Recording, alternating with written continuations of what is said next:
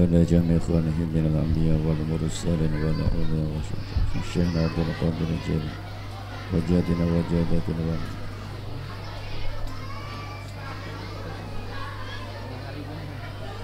الفاتحة. أعوذ بالله من الشيطان الرجيم. بسم الله الرحمن الرحيم.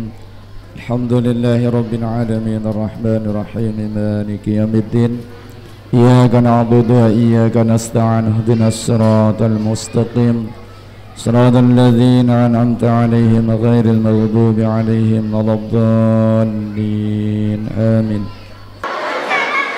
اللهم صل وسلم على سيدنا محمد وصحبه البشرى صلاة تبشرنا بها وأهلنا وأولادنا وجميع مشايخنا ومعلمينا وطالبتنا وطالبتنا من يومنا هذا إلى يوم الآخرة سما سماء اللهم صل وسلم على سيدنا محمد وصحبه البشرى صلاة تبشرنا بها وأهلنا وأولادنا وجميع مشايخنا ومعلمينا وطالبتنا وطالبتنا من يومنا هذا إلى يوم الآخرة. اللهم صل وسلم على سيدنا محمد وصحبه البشرى صلاة تبشرنا بها وأهلنا وأولادنا وجميع مشايخنا ومعلمينا وطالبتنا وطالبتنا من يومنا هذا إلى يوم الآخرة. السلام عليكم ورحمة الله وبركاته. أعوذ بالله من الشيطان الرجيم. بسم الله الرحمن الرحيم.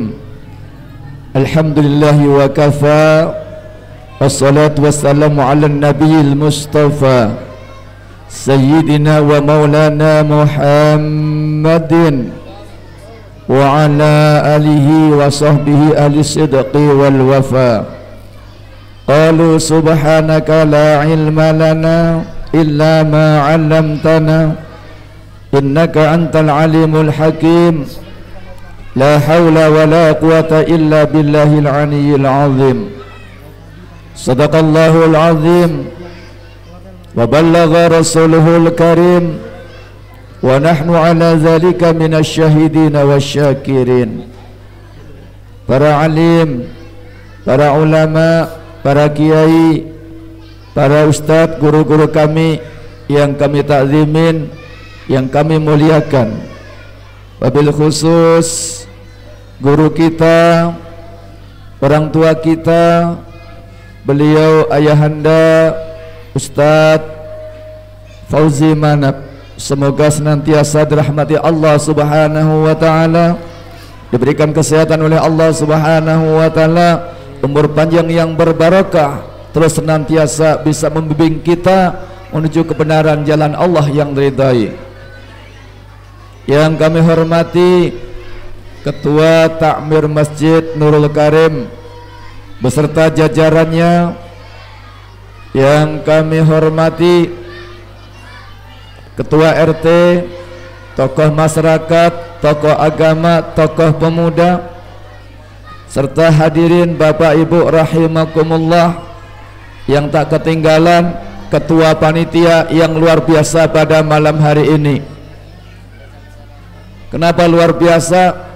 Ketua Panitia merangkap MC. Berikutnya sambutan Ketua Panitia yang akan disampaikan saya sendiri. Luar biasa hebat.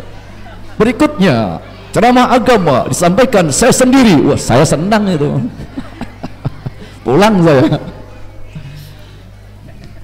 Ibu-ibu yang dirahmati Allah Subhanahu wa taala yang masih asik dengan HP-nya di belakang.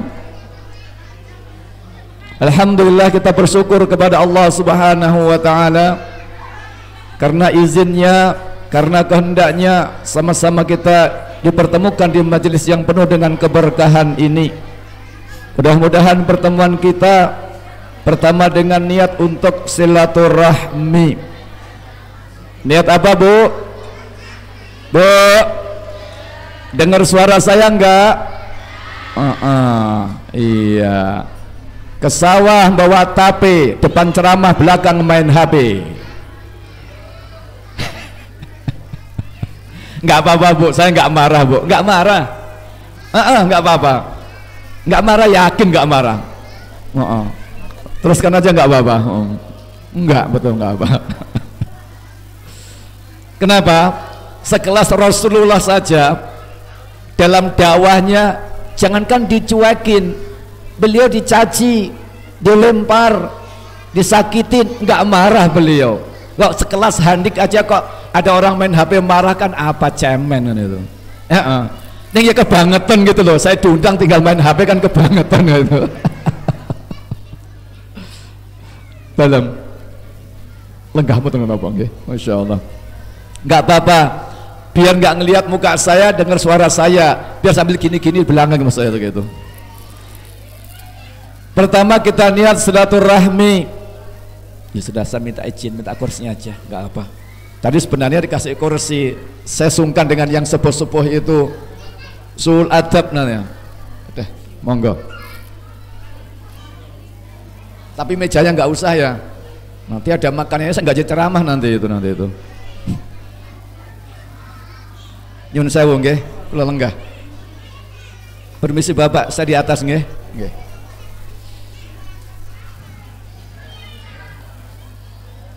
Tentu niat kita pertama untuk bersilaturahmi. Yang mudah-mudahan dengan kita niat silaturahmi pada malam hari ini, Allah berikan kepada kita umur yang panjang, umur yang berbarokah, yang membawa kebaikan. Yang kedua, Allah berikan kepada kita rezeki yang lapang dan berbarokah. Sebagaimana sabda baginda Rasulullah Muhammad sallallahu alaihi wasallam, "Man ahabba", siapa yang demen, yang kepingin, yang senang, ayung sya'a, dipanjangkan fi asarihi, pada umurnya. Lek pengen umurnya panjang berkah. Wa ayyub sato, dan siapa yang kepingin, sing seneng, dilapangkan fi rezekihi, dalam rezekinya, jadi rezeki yang berbarokah. Kata Rasulullah, fal yasil rahimah, maka hendaklah menjalin silaturahmi. Bukti yang nyata di depan mata kita kalau silaturahmi itu membawa rezeki, tentunya sudah ada telur di depan mata kita ini. Bapak Ibu kalau di rumah nggak ada yang bagiin kotakan, nggak ada. Itu yang sepele. Lebih daripada itu Allah berikan keberkahan asbab silaturahmi ini. Amin Allahumma amin. Yang kedua, niat kita untuk tolabul ilmi, untuk ngaji, untuk menuntut ilmu. Kenapa? Tolabul ilmi, belajar itu, menuntut ilmu, faridatun, hukumnya wajib Bapak Ibu. wajib. Bagi siapa? Ala kulli muslimin, setiap muslim laki-laki, wal muslimatin, dan muslim perempuan, wajib menuntut ilmu. Kapan wajibnya? Minal mahdi, mulai kula panjenengan digendong oleh ibu, mulai kula panjenengan diayun-ayun oleh ibu, sampai kapan? Ilal lahdi, sampai kita dimasukkan ke dalam liang kubur. Kita wajib belajar, kita wajib belajar. Yang penting niat belajar dulu dari rumah. Bismillah, berangkat ke masjid untuk belajar, untuk mencari ilmu. Adapun di sini ngobrol sendiri itu belakangan urusannya gitu loh. Iya, yang penting niatnya dulu. Saya nggak marah juga kok, nggak marah saya. Bapak Ibu yang dirahmati Allah Subhanahu wa taala, kata Rasulullah, man salaka tariqan, siapa melalui satu jalan, kata beliau, yang tujuannya liyal tamisal ilma, untuk menggali ilmu, belajar ilmu, berjalan melalui suatu jalan, niat untuk belajar, kata Rasulullah, sahalallahu lahu, Allah gampangkan baginya, tariqan ilal jannah, jalan menuju surga. Mudah-mudahan langkah panjenengan, langkah saya ke tempat ini dengan niat kita belajar akan mempermudah langkah kita kelak ke surganya Allah Subhanahu wa taala. Amin Allahumma amin. Pertanyaannya, tadi belajar itu wajib, menuntut ilmu itu wajib. Ilmu yang mana yang wajib kita pelajari? Itu pertanyaan berikutnya. Ilmu apa yang wajib kita pelajari? Kalau kita tinjau lafaz tadi itu Bapak Ibu, al-ilmi itu ma'rifat, ada lam alif di situ, alif lam. Maka ilmu yang khusus yang dimaui oleh Rasulullah, yang dikehendakin oleh Allah, ilmu yang khusus. Ilmu apa? Ai ulumuddin, ilmu agama. Yang wajib kita pelajari ilmu agama. Adapun mohon maaf, belajar ilmu yang lain itu bisa sunnah, bisa jaiz, bisa fardu kifayah, bahkan bisa haram. Kenapa? Contoh, belajar ilmu sihir, ilmu perdukunan untuk kejahatan jadi haram. Bisa jaiz, apa? Sekolahkan anak masuk SD, itu jaiz. Boleh tidak boleh sekolah. Artinya ketika orang tua tidak menyekolahkan anaknya ke SD, tidak dosa. Artinya ketika orang tua anaknya nggak sekolah masuk SMP, nggak dosa, nggak dosa Pak. Tapi ketika anaknya nggak paham agama, itu yang dosa Pak, itu yang dosa. Tapi hari ini faktanya orang lebih mengutamakan, lebih condong ke ilmu-ilmu yang tidak diwajibkan oleh Allah Subhanahu wa ta'ala. Betul? Betul? Contoh, kalau sudah mohon maaf urusan bimbel, urusan sekolah, berani ngorbankan ngajinya. Betul? Betul? Tak ketek nggak ngomong. Kenapa? Saya punya santri dan rata-rata izinnya kadang-kadang Pak bimbel, Pak eskul. Saya jawab, mohon maaf kalau bertentangan dengan para guru. Nah, Bapak juga pernah sekolah, eskul tidak wajib, jam wajib sekolahmu sudah kamu jalanin.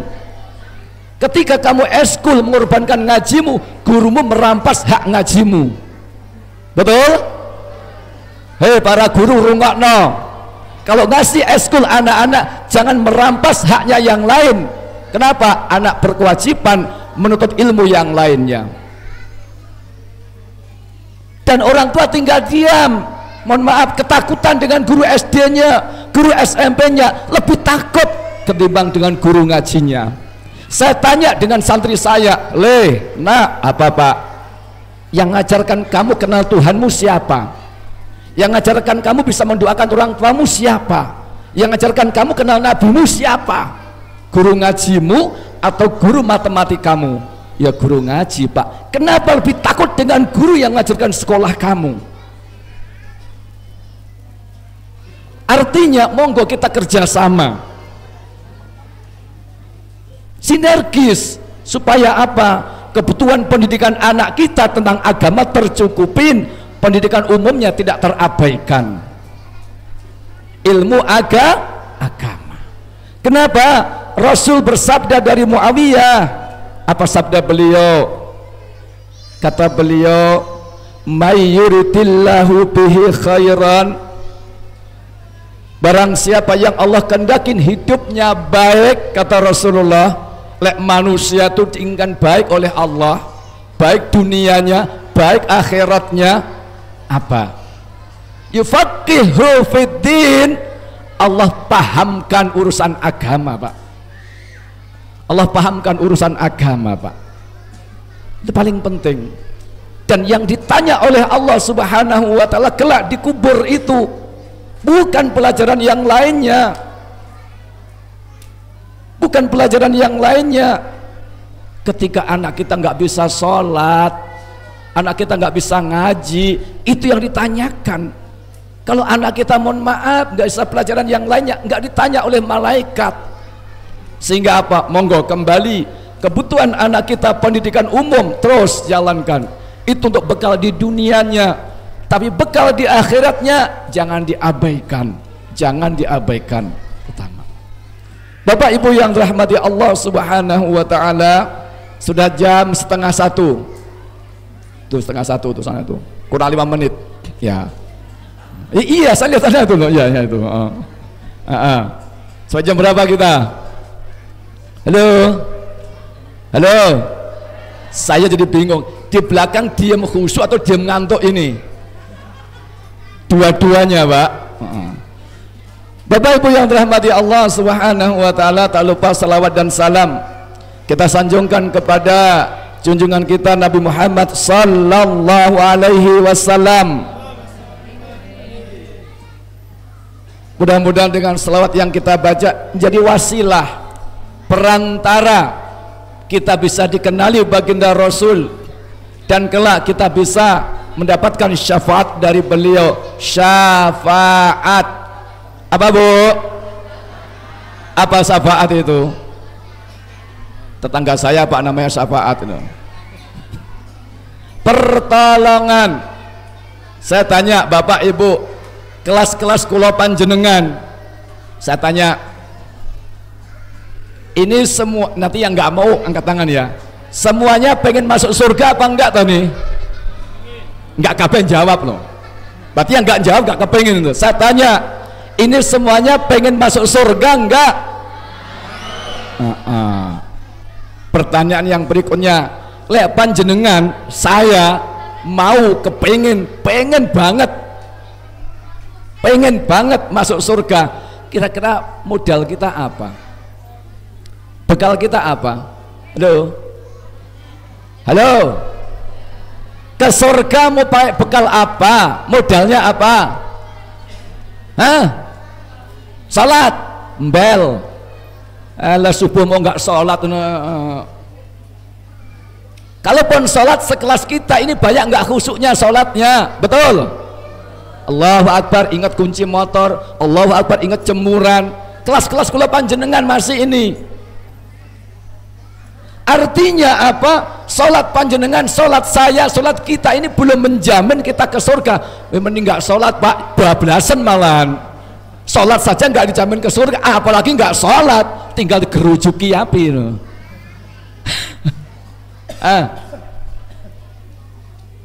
Oke, sholat belum menjamin, nggak sholat apalagi. Puasa kita nggak jamin, belum jamin. Infak sodako, berapa sih infak kita, sodako kita? Lalu apa yang kita harapkan untuk kita bisa ke surga? Bapak Ibu, tentunya salah satu di antara wasilah perantara yang kita harapkan, orang yang dekat dengan Allah, orang yang mendapatkan jaminan dari Allah. Siapa? Baginda Rasul Muhammad sallallahu alaihi wasallam. Contoh, kalau kita mau ketemu gubernur sekelas-kelas kita ini nggak gampang, bahkan mungkin nggak bisa. Betul? Tapi kita punya kenalan ajudan gubernur, punya kenalan asistennya gubernur, punya kenalan baik, bisa tinggal telepon, bang apa, aku di halaman kantor pengen ketemu gubernur, bisa bantu kah? Oke, yuk tak bantu. Bisa. Sama kita pengen bertemu dengan Allah, pengen berjumpa dengan Allah, lihat potongan-potongan kita, sholatnya belum tercatat, puasanya nggak jamin, orang yang dekat yang kita harapkan, maka kita panggil orang yang dekat dengan Allah. Assalamu alayka ya Rasulullah,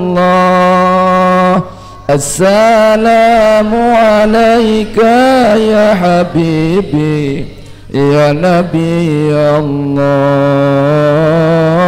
assalamu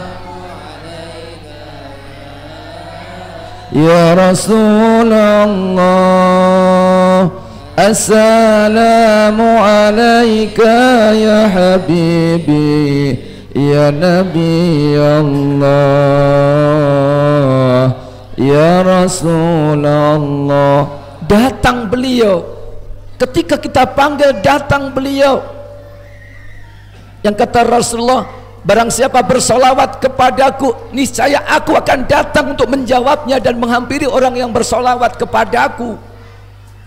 Sahabat bertanya, bukankah engkau telah wafat ya Rasul? Betul. Ketahuilah, jasad para nabi diharamkan dimakan oleh tanah. Maka ketika ada orang yang bersolawat kepada beliau, beliau akan kembali hadir, yang kita saja tidak melihatnya, hadir menjawab solawat kita. Makanya adab bersolawat itu persapin gini. Pertama, kalau kita tidak bersolawat, niatkan melaksanakan perintah Allah. Innallaha wa malaikatahu yusalluna 'alan nabi. Sesungguhnya Allah, para malaikat bersolawat kepada Nabi. Ya ayyuhalladzina amanu, hei orang yang beriman, jikalau engkau beriman kepada Allah, cinta kepada Rasulullah, sallu, bersolawat kalian. Itu fi'il amrun, fi'il menunjukkan perintah. Allah perintahkan kepada kita, sallu, kalian bersolawat alaihi, kepada Nabi, wasallimu taslima, dan ucapkan salam kepada beliau. Perintah Allah. Satu, kita bersolawat, niatkan melaksanakan perintah Allah. Dua, kita bersolawat untuk apa? Memenuhi hak-hak Rasulullah yang telah cinta kepada kita, Rasul yang mencintai umatnya, dalam rangka kita membalas cinta beliau. Coba, seberapa besar cinta beliau, kita bersyukur menjadi umatnya seorang Rasul yang cinta kepada umatnya. Ketika beliau sakaratul maut, itu yang datang jemput satu Israel, didampingi Jibril dan Mikail, menjelma berwujud orang yang berbangsa Arab, berpakaian putih-putih. Jadi malaikat datang ke rumah Rasulullah ketika beliau menjelang wafat. Israel itu merubah dirinya seperti orang Arab, didampingi Jibril, ketok pintu, assalamualaikum. Waalaikumsalam. Kata beliau, Fatimah, ada tamu, bukakan pintu. Fatimah membukakan pintu, krak. Itu berwujud manusia, tapi merasakan Fatimah bulu kuduknya merinding, terasa tulang-tulangnya remuk. Fatimah merasakan itu, padahal ketika hadir berwujud manusia yang gagah bangsa Arab. Tapi Fatimah nggak paham kalau itu malaikat. Kemudian Fatimah ke belakang. Adabnya begitu ada tamu, Tidak boleh seorang anak itu ikut nimbrung. Tidak boleh anak nimbrung di ruangan tamu ketika bapaknya ada tamu, terus anaknya ikut nimbrung, itu nggak boleh. Fatimah ke belakang sudah. Tinggal tamunya tadi, malaikat Israel, Jibril. Di situ apa? Datang untuk menjemput Rasulullah, intiqal ila Rabbi, kembali kepada Tuhannya. Nah, singkat cerita, di saat Israel hendak mencabut ruh baginda Rasul, tiba-tiba Jibril berpaling dari Rasulullah, berpaling. Di saat beliau berpaling itulah Rasul berkata, "Hei Jibril, apa engkau sudah nggak suka menatap wajahku? Engkau sudah nggak suka kepada aku? Kau berpaling dari aku?" Apa kata Jibril? "Ya Rasul, siapa yang tega melihat kekasih Allah dalam keadaan kesakitan?" Artinya Jibril menyaksikan Rasul dalam keadaan kesakitan ketika cabut roh itu. Jibril nggak tega, berpaling. Maka Rasul berdoa kepada Allah, "Ya Allah, aku mohon sakitnya sakaratul maut seluruh umatku," kata beliau, "biar saya yang nanggung, supaya umatku nggak merasakan sakaratul maut." Saking sayangnya beliau kepada kita, saking sayangnya beliau kepada kita. Allah menjawab, "Kullu nafsin dha'iqatul maut." Setiap yang berjiwa, dha'iqah itu merasakan sakit, Pak. Dha'iqah itu merasakan sakit. Lah kalau Rasul saja sekelas Rasul merasakan sakit, apalagi kelas-kelas kita ini. Makanya ada doa, Allahumma hawwin alaina, ya Allah mudahkan kami dalam sakaratul maut. Itu sama Allah nggak diperbolehkan, artinya nggak diperkenankan. Sakitnya sakaratul maut umatku biar aku yang nanggung, nggak bisa. Lagi Rasul minta, ditawari Allah, wala saufa yu'tika rabbuka fatarda. Muhammad, apa yang kau inginkan, yang kau mau, Tuhanmu ridho. Minta tadi satu, Allah nggak perkenankan, sudah nasnya Allah. Maka sebagai penggantinya Rasul diberikan kewenangan memberikan syafaat kepada umatnya. Hanya Nabi Muhammad yang bisa memberikan syafaat kepada umatnya. Nabi-nabi terdahulu tidak bisa, Pak, lepas tangan atas apa yang diperbuat oleh umatnya. Tapi Nabi Muhammad tidak, saking sayangnya kepada beliau. Beliau jawab, "Idzan, ya Allah, tidak. La ardo, aku nggak akan ridho ya Allah. Wa wahidan min ummati, satu saja dari umatku, finnar, di dalam neraka, saya tidak ridho." Itu saking sayangnya beliau kepada kita, cintanya beliau kepada kita. Nah, sebegitu besarnya cinta beliau, bagaimana kita membalas beliau? Dengan cara perbanyak sholawat. Ya Allah, satu karena perintah Allah, dua ya Allah untuk membalas cinta Rasul kepada kami, asbab Rasul kami dapat hidayah. Dua, kalau kita bersolawat niat untuk membalas cinta Rasul. Yang ketiga, kita bersolawat untuk apa? Berharap syafaat Nabi. Berharap syafaat Nabi. Kata beliau, aulan nasi bi yaumal qiyamah, orang yang paling dekat kepadaku nanti di hari kiamat siapa mereka? Aksaruhum sholata alayya, mereka yang banyak bersolawat kepadaku, mereka mudah mendapatkan syafaat. Tiga, berharap syafaat Rasulullah. Yang keempat, kita bersolawat niatkan, ya Allah, dengan wasilah solawat, dengan perantaraan solawat ini, tunaikan hajat-hajat saya ya Allah, mudahkan urusan saya paling terakhir. Kalau sudah begitu kita mengucapkan sallallahu ala Muhammad, yang empat hilangkan.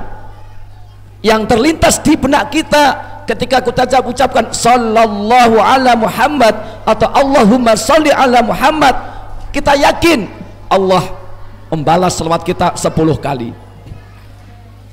Man sholla alaiya sholatan sallallahu alaihi asron, Siapa bersolawat kepadaku 1 kali saja, Allah bersolawat kepadanya 10 kali. Maka ketika kita mengucapkan Allahumma sholli ala Muhammad, kita meyakini Allah pun melimpahkan keberkahan kepada kita 10 kali keberkahan. Maknanya Allah bersolawat kepada kita, Allah berikan keberkahan, Allah berikan pengampunan. Yang kedua, bayangkan pula ketika kita ucapkan sallallahu ala Muhammad, semoga Allah berikan rahmat kepada Nabi Muhammad. Bayangkan beliau tersenyum kepada kita dan menjawab salam kita. 2 itu ketika kita mengucapkan. Insya Allah kalau sudah begitu akan berbobot selawat kita. Berbobot selawat kita, bukan lewat di lisan saja. Meskipun hanya lewat di lisan, selawat tetap dapat pahala, tapi bobotnya lebih dahsyat ketika kita menghayati selawat itu. Allahumma sholli ala Muhammad. Bapak Ibu yang dirahmati Allah Subhanahu wa taala, malam hari ini kita tentu bersyukur kepada Allah.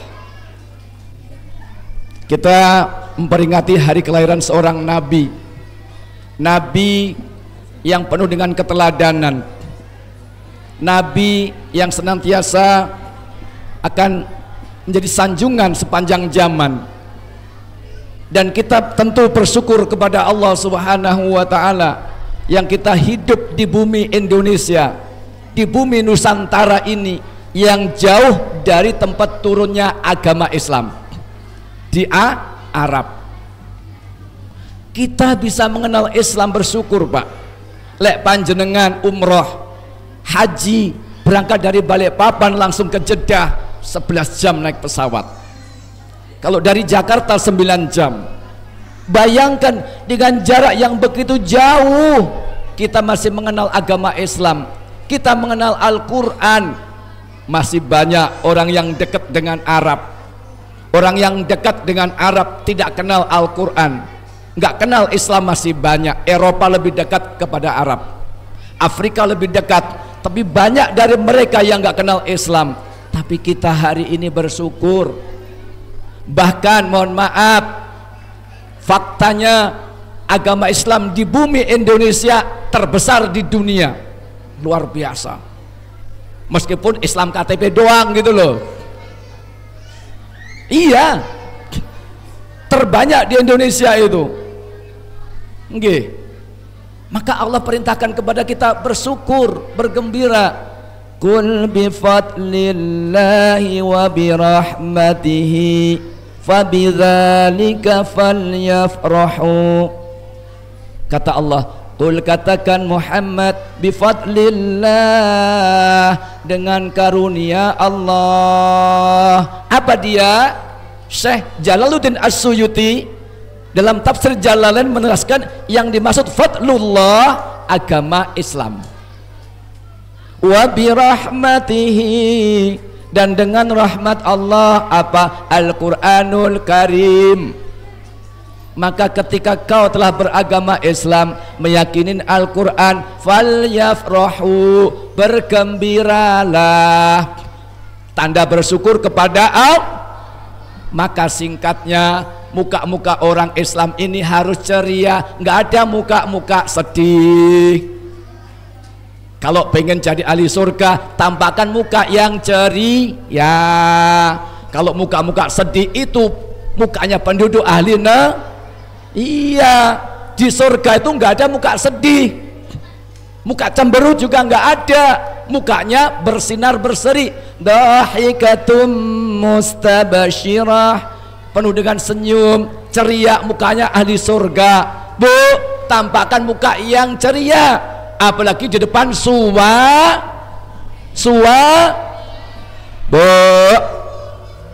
Bu, kalau di depan suami gimana mukanya? Tergantung Pak, tanggal muda ceria, tanggal pertengahan sedikit agak kisut, tanggal tua dompet kelipat itu. Maka dengan Islam, dengan Quran, falyafrahu, gembira kalian, seneng bahagia tanda syukur kepada Allah. Kenapa? Huwa Islam yang kamu yakinin, Al-Quran yang kamu yakinin itu khairun, lebih bagus, the best of the best, mimma yajma'un, dari apa-apa yang mereka kumpulkan. Mereka menguasai dunia dan isinya, tapi nggak yakin dengan Islam, nggak yakin dengan Al-Quran, nggak ada apa-apanya. Meskipun uangnya berlipat-lipat, rumahnya bertingkat, mobilnya mengkilat, istrinya cantik memikat, baru jumlahnya sampai 4. Aku nggak ngomong loh. Itu semuanya nggak ada artinya. Uangnya bertumpuk-tumpuk, rumahnya gede makrong-makrong, mobilnya mewah, tapi ketika jauh dari Al-Quran, tidak meyakinin Islam, itu nggak menjamin, nggak menggaransi dia akan bisa bahagia. Dia bisa bahagia di dunia, belum tentu bahagia, apalagi di akhirat. Di dunia aja nggak bisa bahagia, Pak. Masa iya, Pak? Ayo kita survei. Kalau kebahagiaan itu ukurannya harta, makanya orang-orang yang punya harta yang bisa bahagia. Betul nggak? Iya. Kesenangan oke lah, seneng. Oke, seneng. Punya uang banyak, seneng. Punya mobil bagus, seneng. Belum tentu dia bahagia, bisa tersiksa. Kenapa? Mikir kreditane.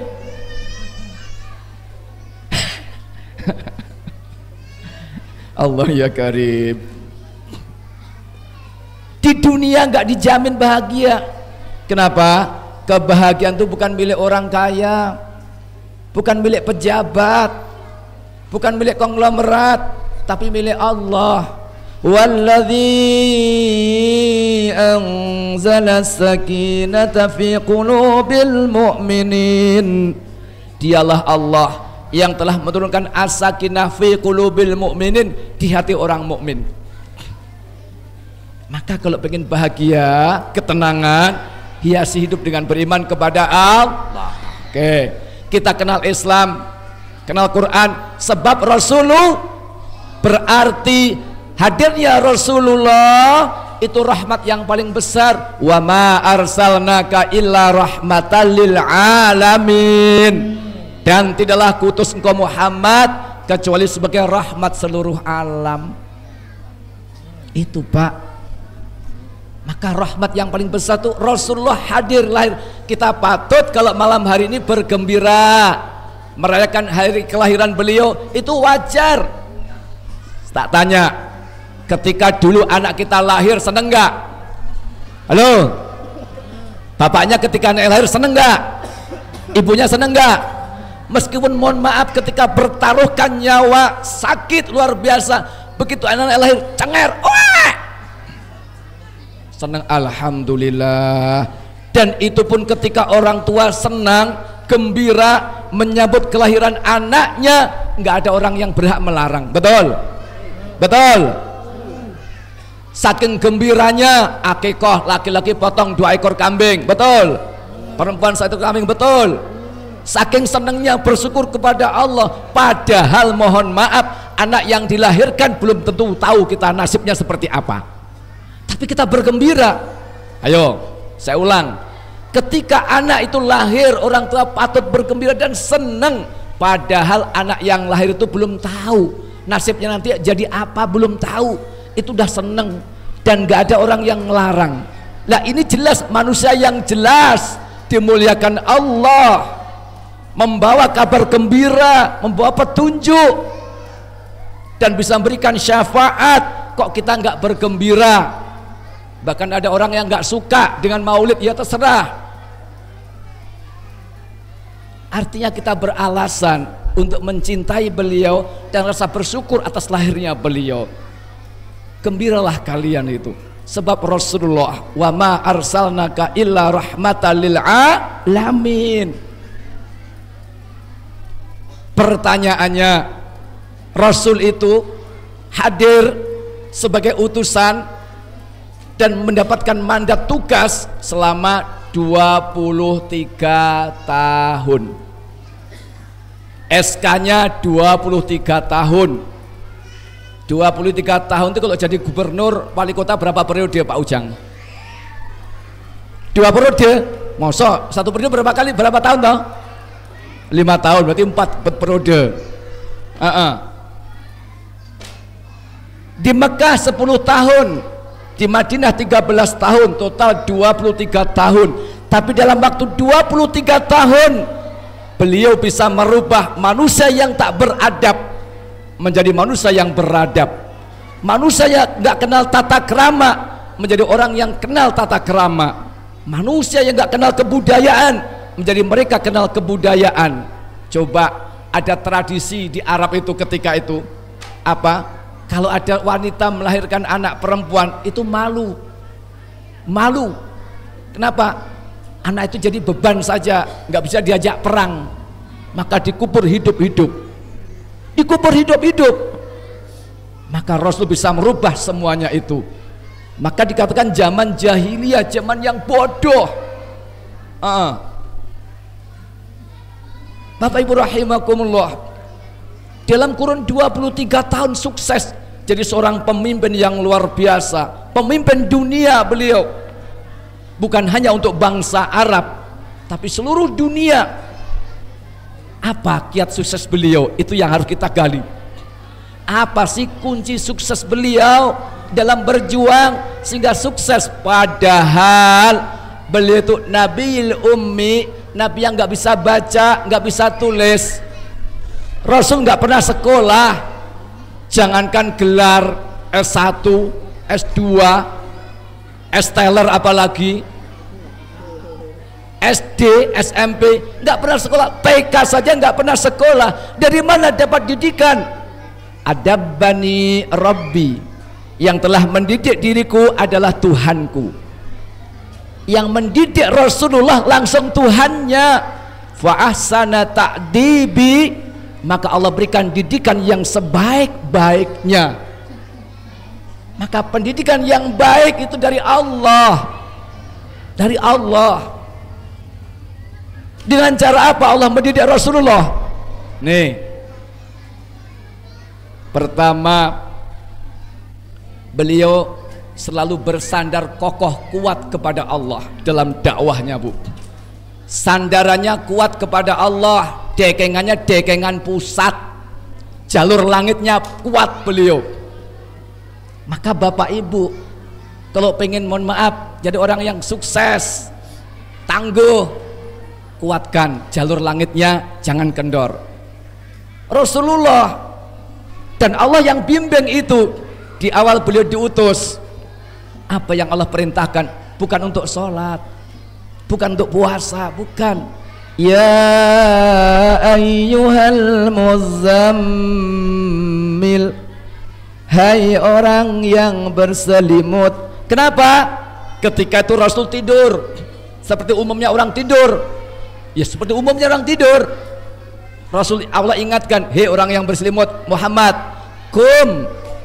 Qumil laila illa qalila, bangun Muhammad di malam hari walaupun sedikit, ya, nisfahu atau separuh dari malam untuk bangun. Allah bimbing, Muhammad bangun, tugasmu berat kata Allah, kuberikan engkau kepadamu tugas yang berat, bangun malam. Bapak Ibu, makanya kalau agar kita selalu mendapatkan pertolongan dari Allah, jangan tinggalkan sholat malam. Alah Pak, itu tiap malam tahajud Pak, sampai hitam jidatnya Pak. Kere juga hidupnya Pak, melarat juga Pak. Mungkin gitu jenengan. Itu nggak pernah tahajud, sholat juga nggak pernah, kaya, mobilnya banyak. Halo Bapak Ibu, jangan salah. Sholat tahajud bukan untuk cari kaya. Mau kaya gampang, nabung sehari 1 juta. Ya, seman mau kaya tak ajari, ada amalannya. Ya, yang pengen kaya, pengen banyak duit, ada amalannya. Tar pulang dari sini ambil air wudhu, baca surah Yasin 1000 kali. Beratnya Pak. Wis agak ringan. Waqiah. Buka surah Waqiah, baca 1000 kali juga. Masih berat Pak. Yang paling ringan, buka surat Tanah Jual 1000 meter. Banyak duit sampean.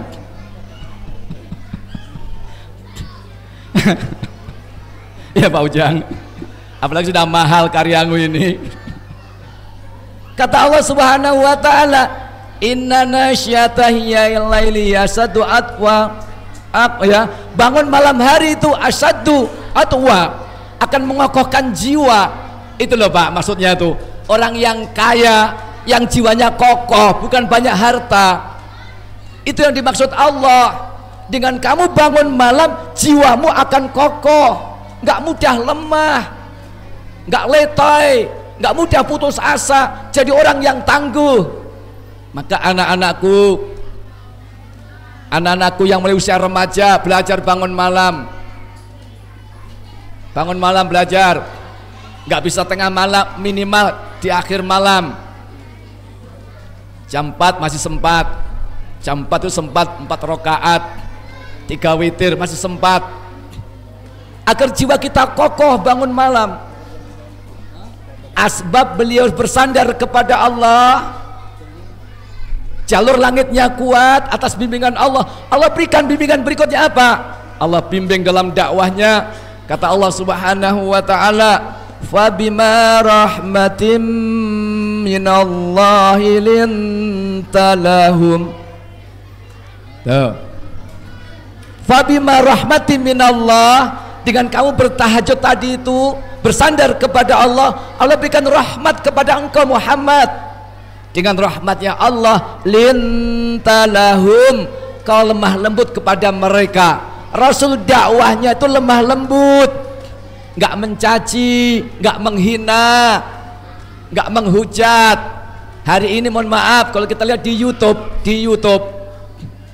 ya, banyak para pendakwah, tapi di situ mohon maaf dakwahnya menghina orang lain, menghujat orang lain, merendahkan orang lain. Islam nggak mengajarkan itu, Rasul nggak mengajarkan itu. Lintalahum, lemah lembutlah kalian. Walau kunta faddan ghalidhal qalbi, seandainya engkau keras, kasar, ghalidhal qalbi, hatimu keras, lang faddu min haulik, mereka berpaling dari engkau, lari dari engkau Muhammad. Kata Allah, Allah bisikin Muhammad, lemah lembut kamu, jangan kasar, jangan keras hati, supaya apa? Mereka nggak berpaling dari engkau. Kalau berpaling dari engkau, dakwahmu nggak sampai. Artinya apa? Kita menyampaikan misi dengan cara yang baik, supaya apa? Orang tidak lari dari kita. Yang paling gampang, anak-anak, buat mereka senang dengan masjid. Anak remaja, buat senang dengan masjid, jangan malah dimusuhin. Kan gini kadang-kadang tuh, kalau ada anak-anak ribut di masjid kan dimarahi, ya dimarahi. Anak ribut di musola dimarahi, diusir, sudah pulang sana, gak usah ke masjid. Ya, nah, halo, kalau di masjid ribut atau enggak? Nah, halo, kalau di masjid ribut ada yang marah-marah enggak? Ada yang marah-marah enggak? Ada marah-marah. Anak-anak jangan dimarahi, kasih pemahaman Pak, dan jangan diusir dari masjid. Pulang sana, gak usah ke masjid. Begitu kita usir dari masjid, nggak boleh ke masjid, sampai tua nggak mau ke masjid, siapa yang rugi?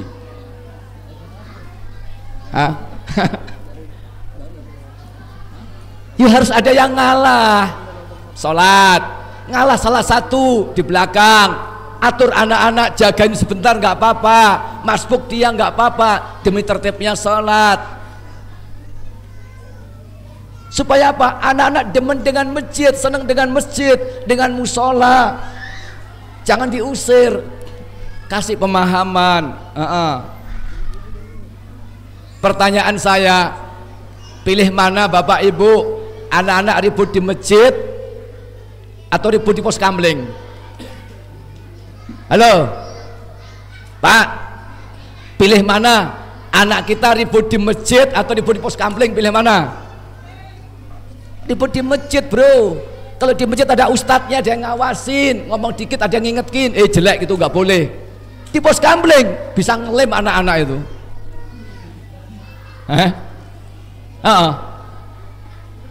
Iya. Kalau perlu kasih door prize, suratnya yang bagus, dapat hadiah. Nggak usah muluk-muluk, bonbon satu seneng tuh anak-anak itu. Iya, jadi pengurus juga pelit-pelit ya. Pengurus masjidnya pelit-pelit juga. Nah, kasih anak seneng. Ayo ke masjid, ini ada jajan. Seneng anak-anak. Nah, tapi jangan beribut ya, nggak boleh ribut. Jangan keras, jangan kaku dengan anak-anak, dengan remaja, dengan jamaah, agar mereka senang. Seandainya kamu keras, kamu kaku, kamu kasar, mereka berpaling dari engkau. Setelah itu kata Allah, fa'fu anhum. Dakwahnya lemah lembut, tidak kasar. Allah perintahkan maafkan mereka Muhammad. Siapa? Orang yang bersalah kepadamu, yang menyakitin dirimu, maafkan. Rasul dalam dakwahnya memberi maaf. Artinya mencontohkan kepada kita sosok umat yang mudah memberi maaf kepada orang yang bersalah. Pertanyaan saya, antara memberi maaf dengan meminta maaf itu lebih berat mana? Hei, kok diem? Antara memberi maaf dengan meminta maaf lebih berat mana? Dua-duanya berat. Dua-duanya berat. Kalau masih hatinya belum lapang, minta maaf juga berat, gengsi. Memaafkan juga berat, dendam masih ada. Perlu adanya hati yang lapang. Maafkan mereka. Coba Rasul suatu ketika terjadi peperangan dengan kaum Quraisy, ketika jeda peperangan berhenti, Rasul di markasnya, di tenda, terpisah dari sahabatnya, menjauh. Apa tujuannya? Hendak ngeringkan bajunya, basah seperti saya keringat ini, nggak ada kipasnya, kurang dekat masalahnya. Suatu ketika bajunya tuh basah, Rasulullah dikeringkan, kan jauh dari sahabat supaya nggak terlihat badannya.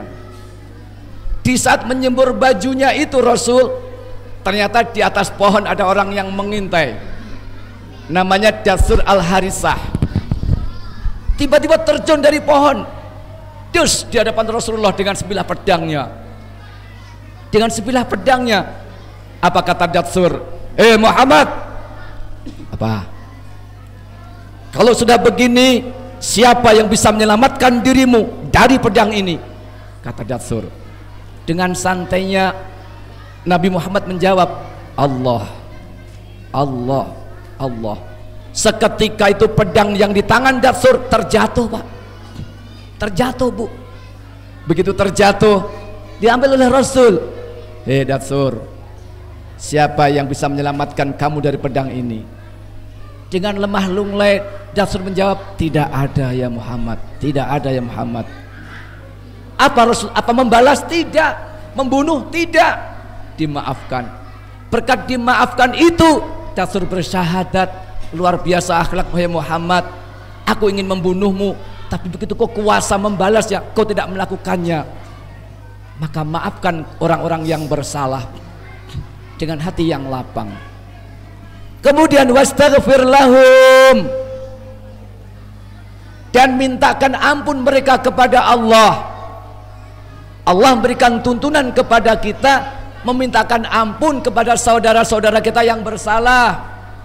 Hari ini mohon maaf, kalau kita bisa duduk di sini dengan baju yang bersih, bahkan muslim, bersongkok, duduk bersimpul di masjid, jangan bangga dulu.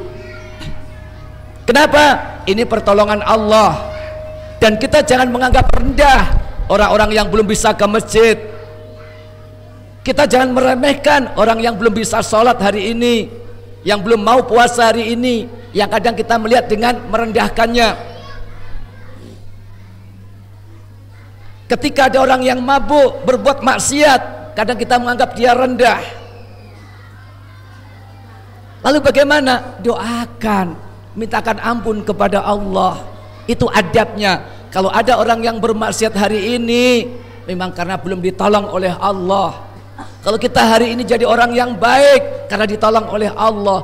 Kalau Allah buka aib kita Bapak Ibu, lah seabrek-abrek mungkin. Allah masih tutup aib kita, belum dilihatkan.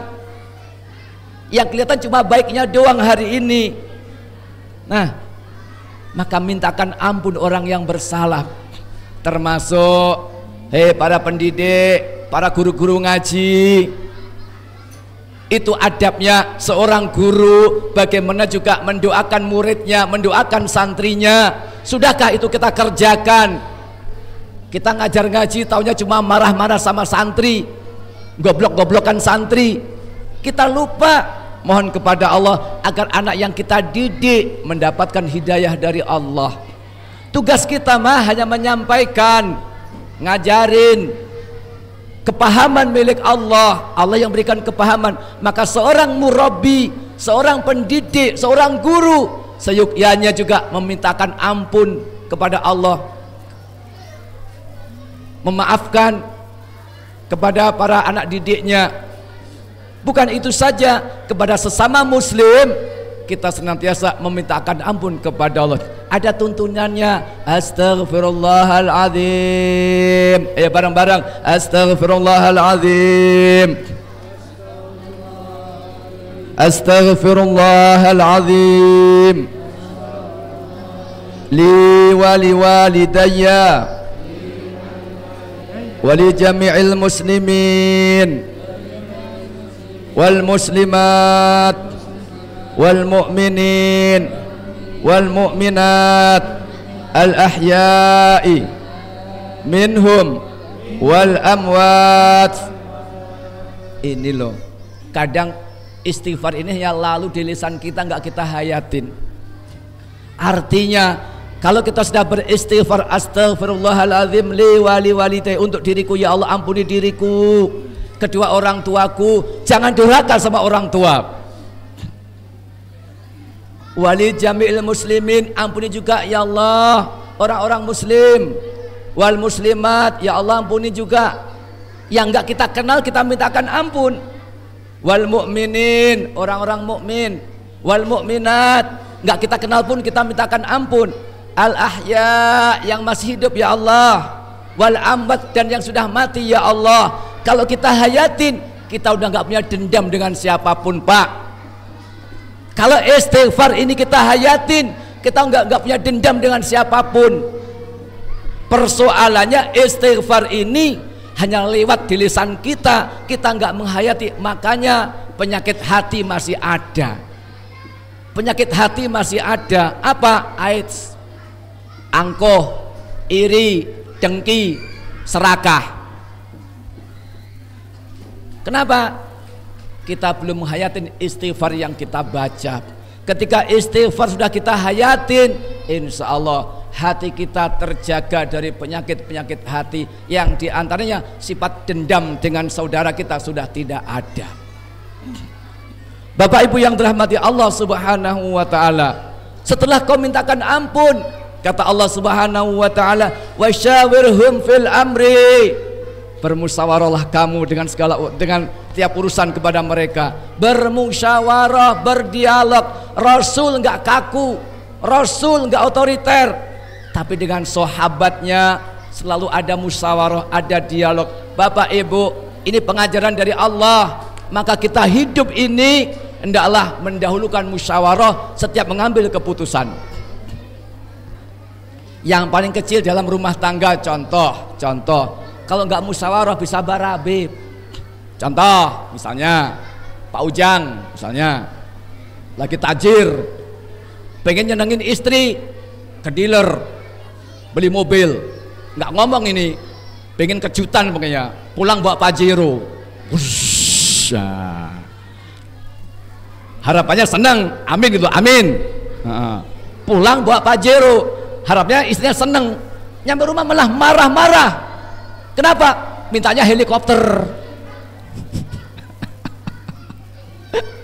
Bukan itu maksud saya.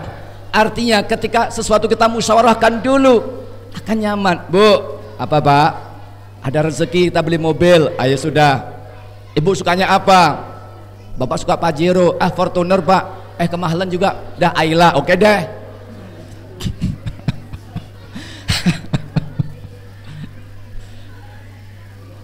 Artinya apa? Ketika kau bermusyawarah akan nyaman. Ma khaba man istakhara, enggak akan rugi ya orang yang beristikharah, wala nadima, dan enggak akan nyesel man istasyara, orang yang bermusyawarah enggak nyesel. Kenapa? Keputusan bersama. Ujungnya apa? Kamu sudah berlemah lembut, tidak kasar, memaafkan, memintakan ampun, bermusyawarah. Fa idza azamta, udah kau kerjakan semuanya, Allah katakan fatawakkal 'alallah, serahkan kepada Allah. Lagi-lagi kembali kepada Allah. Kalau kita hidup kita pengen tenang, bahagia, jangan tinggalkan tawakal. Apa Bu? Apa tawakal itu? Berserah di orang. Hari ini nggak mendapatkan ketenangan karena nggak ada tawakal, selalu gelisah, selalu gelisah. Contoh, di rumah masih ada tabung gas 2, belum dibuka segelnya. Datang lagi di pangkalan, ikut ngantri lagi. Alamak. Ada gitu, ada. Ya datang sini orangnya. Ya Allah, banyak. Di rumah masih ada 2 tabung belum terbuka, masih ada isi full penuh. Datang di pangkalan, ikut ngantri, sehingga apa? Yang harusnya antrian cuma 10 orang, jadi sekampung ngantri kabeh.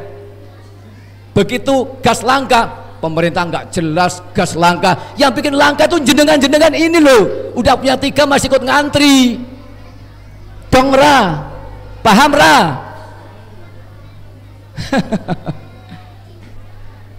Ini pemerintah disalahkan, nggak jelas pemerintah ini, tabung gas langka. Yang bikin langka itu jenengan sendiri.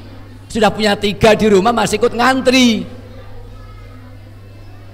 Mudeng? Paham? Kenapa? Nggak punya tawakal, rasa kekhawatirannya tinggi. Itu loh maksudnya. Ikut ngantri lagi. Itu baru yang sepele itu. Hakikat tawakal kata Imam Al-Ghazali seperti seorang bayi dalam gendongan sang ibu. Pertanyaannya Bu, kalau bayi digendong ibunya itu ada rasa takut enggak? Bu, kalau bayi digendong ibunya ada rasa takut enggak? Ada rasa khawatir tidak? Tidak ada. Nyaman. Maka seorang hamba ketika merasa dalam gendongan Allah, genggaman Allah, hidupnya akan tenang, akan nyaman. Tawakal kepada Allah. Innallaha yuhibbul mutawakkilin. Allah demen orang yang bertawakal. Satu, singkatnya, ketika Rasul sukses selalu bersandar kepada Allah, maka Allah bimbing. Yang kedua, beliau kokoh, beliau sukses di tempat keadaan, dan kenyataan. Kita perhatikan, semenjak dalam kandungan, usia 2 bulan dalam kandungan, wafat ayahandanya. 2 bulan di kandungan, wafat ayahandanya.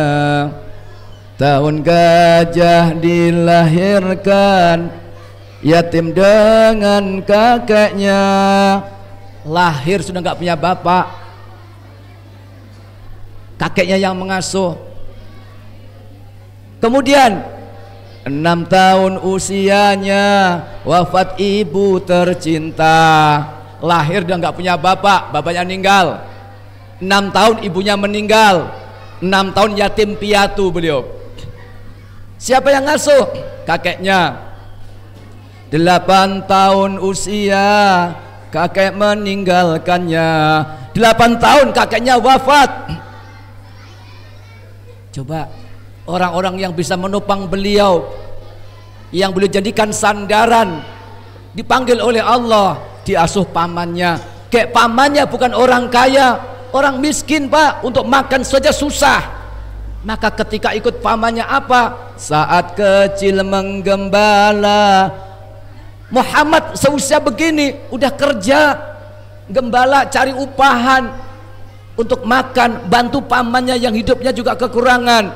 Coba anak-anak sekarang sekolah, bajunya bagus, sepatu bagus, diantar pakai motor. Kadang masih ada yang nyeletuk begini, enak zaman dulu, ndasmu itu loh. Sering kan gitu, enak zaman dulu, itu nggak mikir. Pak, Bu, enak zaman dulu atau zaman sekarang? Hei, enak zaman dulu atau sekarang? Kalau kita mengatakan orde baru kan kasar itu ya. Enak zaman dulu atau sekarang? Sekarang bro. Dulu kecil jenengan saya sekolah nggak pakai sepatu, bener? Sekolah nggak pakai sangu, bener? Kadang sego wadang, tahu sego wadang? Nasi kemarin untuk sarapan tuh kalau ada le. Kalau ada, nggak sarapan sekolah. Hah? Sekarang sekolah dikasih sangu, sarapan diantar pakai motor, sepatunya bagus, tasnya bagus, bahkan ngantongin HP, masih bisa ngomong enak zaman dulu mbahmu.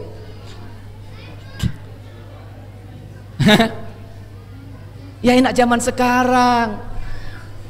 Sebenarnya enak nggak enak tergantung kita menyikapinya. Kita pandai bersyukur apa tidak, begitu loh. Enak zaman sekarang.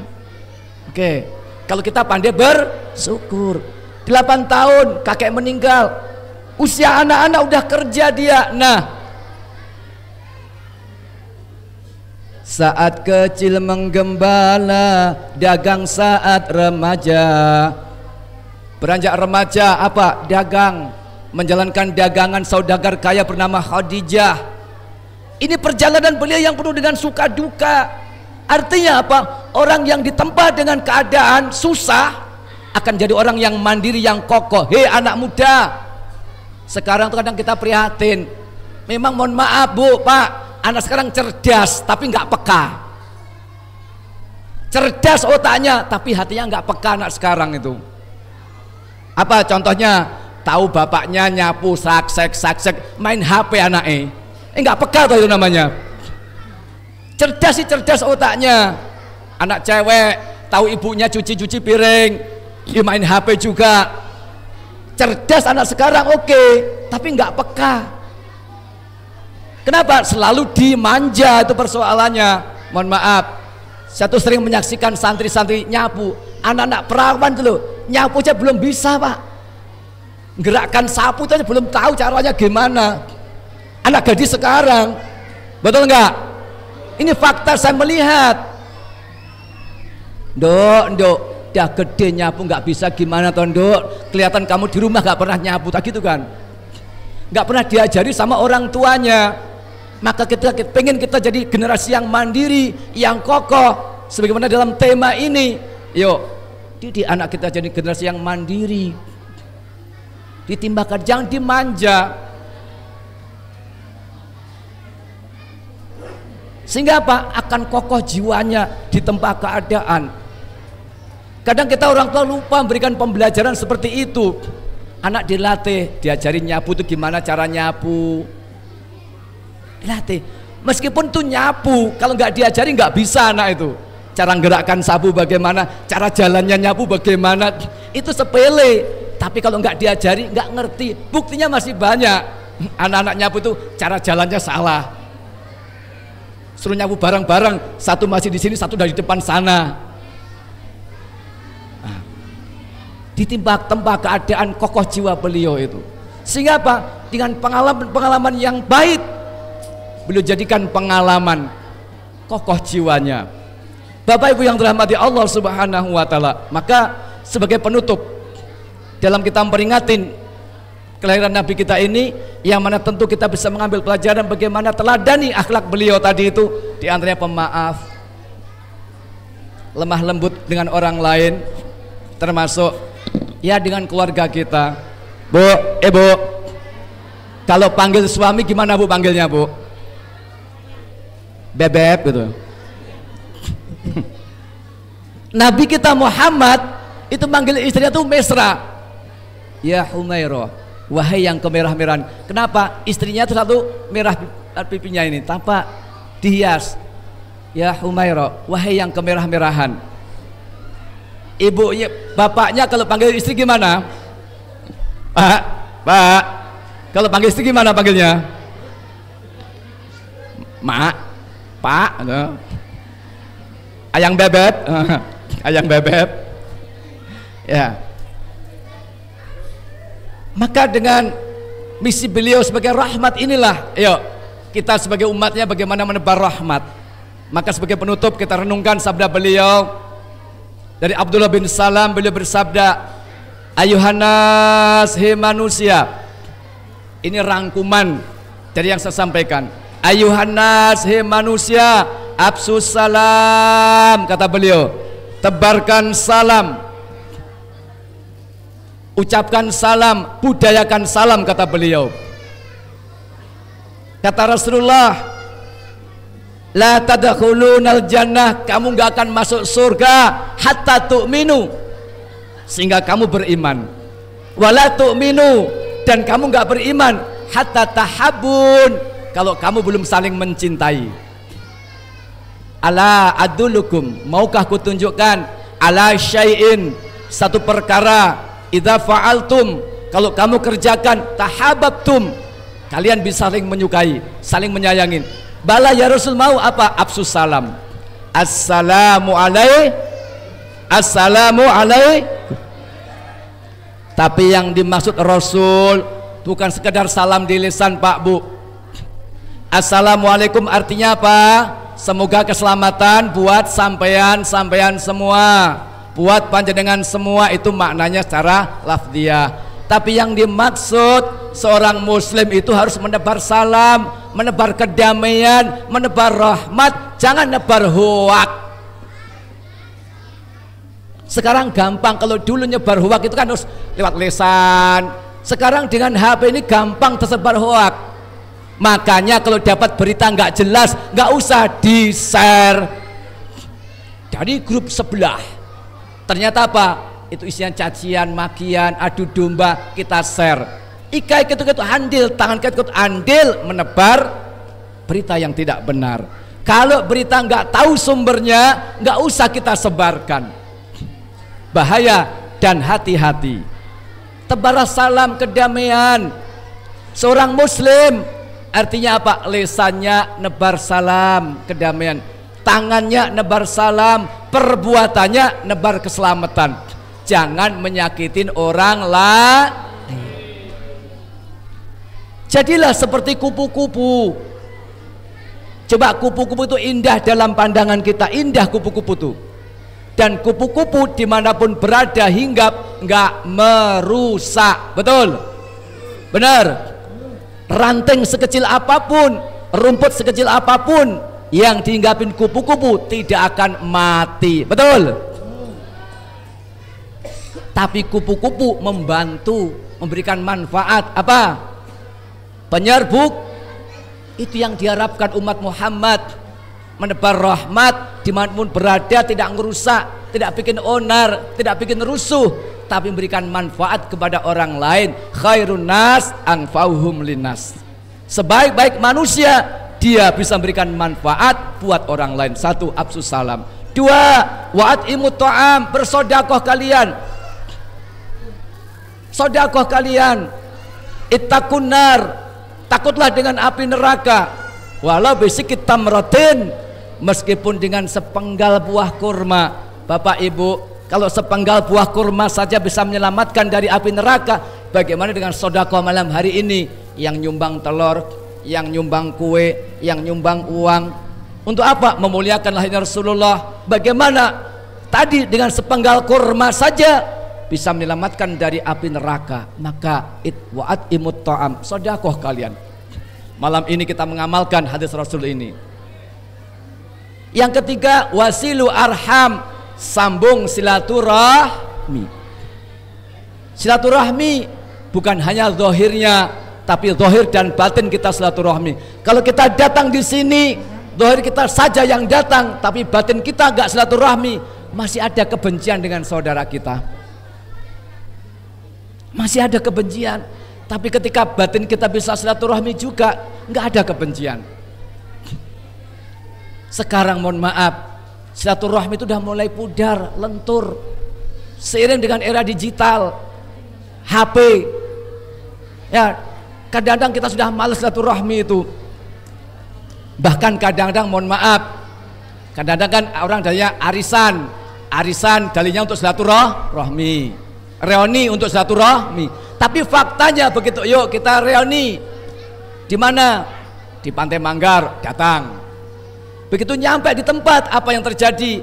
Enggak ngobrol, enggak gimana kabar sampean? Apakah enggak? Datang, keluarkan HP masing-masing. Arisan, datang tempat arisan, enggak ngobrol dulu, enggak tanya apa kabar, HP yang keluarkan. Akhirnya Pak ngobrol dengan HP-nya masing. Bahkan di dalam rumah sendiri sudah enggak ada silaturahmi. Ngumpul bapaknya di ruang tamu, ada bapaknya, ada ibunya, ada anaknya, enggak ngobrol tapi diem-dieman, bahkan ketawa sendiri-sendiri. Ya, ada yang gitu. Kenapa? Masing-masing pegang HP, bapaknya pegang HP dewe, mamanya pegang dewe, anaknya dewe, sehingga ketawa masing-masing dengan HP-nya sendiri-sendiri gitu. Wasilu arham, sambung silaturahmi supaya apa? Semakin erat ukhuwah kalian. Terakhir, wasallu bilail.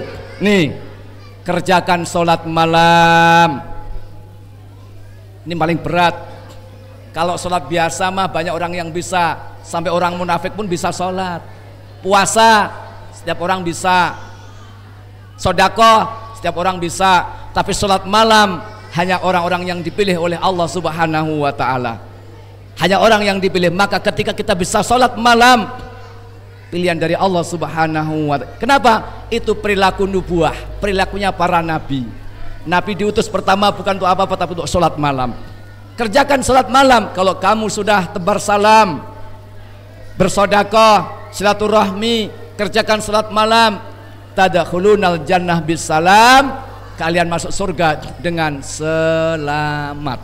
Mudah-mudahan kita tergolong orang-orang yang bisa meneladani akhlak Rasulullah Muhammad sallallahu alaihi wasallam dalam kehidupan kita sehari-hari, sehingga apa? Dengan kita berusaha meneladani akhlak beliau, Allah berikan rahmat, keberkahan kepada keluarga kita, lingkungan kita, kampung kita, kota kita, bahkan negara kita. Semoga yang hadir pada malam hari ini Allah berikan kepada kita semuanya keluarga yang sakinah, mawaddah, warahmah, anak soleh dan solihah, semuanya husnul khatimah, dakhalal jannah, amin Allahumma amin. Al-Fatihah. A'udzubillahi minasyaitonir rajim. Iyyaka na'budu wa iyyaka nasta'in. Ihdinas siratal mustaqim. Siratal ladzina an'amta 'alaihim ghairil maghdubi 'alaihim waladdallin.